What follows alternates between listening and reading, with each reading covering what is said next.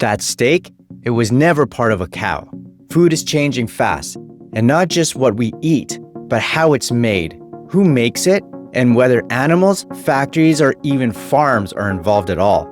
This isn't science fiction, it's happening right now, in labs, kitchens, and startups around the world.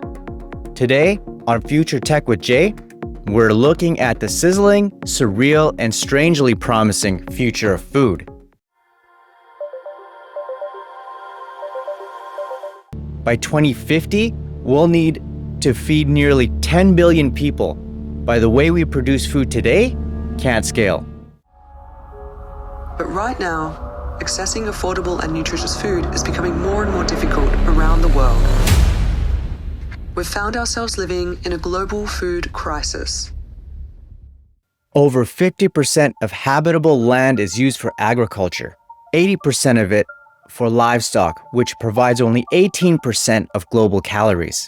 Livestock farming produces more emissions than all cars combined. A single kilogram of beef, over 15,000 liters of water. Scientists say we must cut global greenhouse gas emissions in half by 2030 in order to limit global warming to 2.7 degrees Fahrenheit. But we are headed in the opposite direction. Emissions are still rising. So why do cows produce so much methane? To understand that, we need to ruminate, literally, on the rumen, the first of 4 compartments in a cow's stomach. Here, microbes start the whole process of turning grass into energy. But this fermentation also releases carbon dioxide, CO2, and hydrogen, H2. With the help of a special enzyme, those molecules are converted to methane, CH4, and exhaled. Our system is under pressure from climate change, economic instability, and a growing population. So what's the alternative? What if we could grow meat without animals or print meals with zero waste?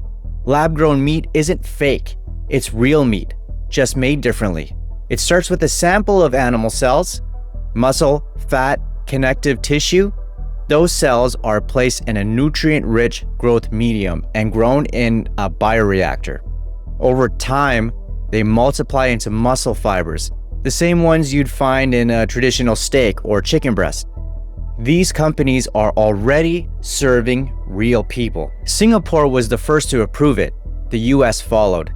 It's meat with no slaughter, less water, and way fewer emissions. And yes, it tastes like the real thing, because it is. In my opinion, the meat structure might be the same, but the environment and the food those animals ate would not be in the meat grown in labs.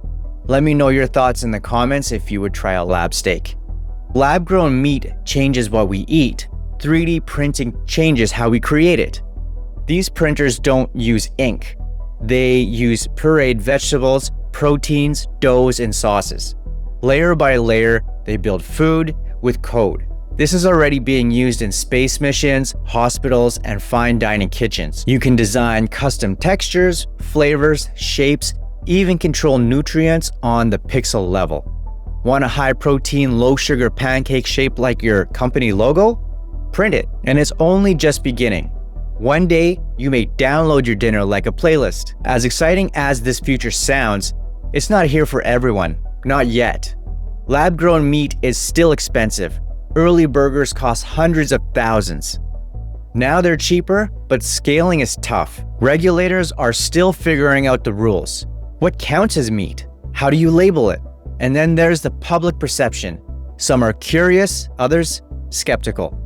Prodotti da laboratorio non garantiscono, a nostro avviso, qualità, non garantiscono benessere, non garantiscono quella tutela anche, diciamolo con orgoglio, della nostra cultura e della nostra tradizione. Change is always uncomfortable, but so was refrigeration, so was pasteurization, even sliced bread needed PR.